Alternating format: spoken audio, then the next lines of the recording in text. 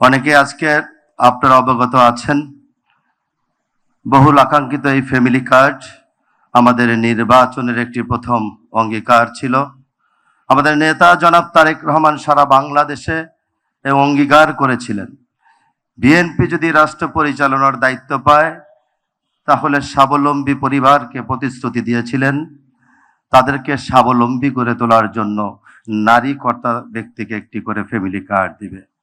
আমরা তার সহকর্মী হিসাবে যারা নির্বাচন করেছি, বিভিন্ন আসনে আমরা ঘরে ঘরে ক্যাম্পিং করে এই ফ্যামিলি কার্ডের উপকারিতা কি এটা আমরা ঘরে ঘরে পৌঁছাতে সক্ষম হয়েছিলাম। অনেকে তুচ্ছ তাচ্ছল্য করে বলেছিল, রাখ তোদের ফ্যামিলি কার্ড। আজকে মাননীয় প্রধানমন্ত্রী ঢাকা উত্তর সিটি কর্পোরেশনের পক্ষ থেকে আপনাকে অসংখ্য ধন্যবাদ, আপনার প্রতি কৃতজ্ঞ থাকব।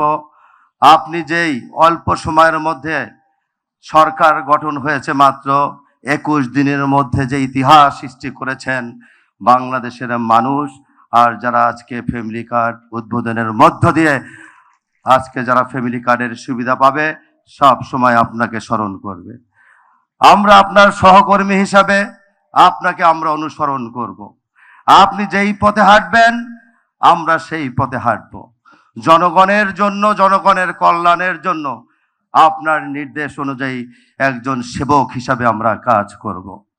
যেখানে বাংলাদেশের মানুষ শান্তিতে থাকবে, বাংলাদেশের মানুষ দীর্ঘ 17 বছর যেভাবে বসবাস করেছিল, আমরা মনে করি আপনার নেতৃত্বে আগামী বাংলাদেশ হবে সমৃদ্ধির বাংলাদেশ।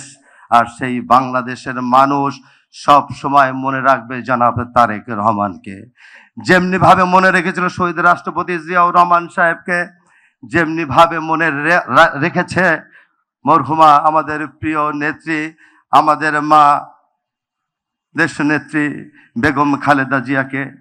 আমরা আপনার পরিবারের যারা সদস্যবৃন্দ আছে, আপনার পরিবারের সকল সদস্যদের প্রতি আল্লাহ রব্বুল আলামিনের কাছে দোয়া করি, আল্লাহ যাতে আপনাদের সুস্থতার সাথে নেক হায়াত দান করে।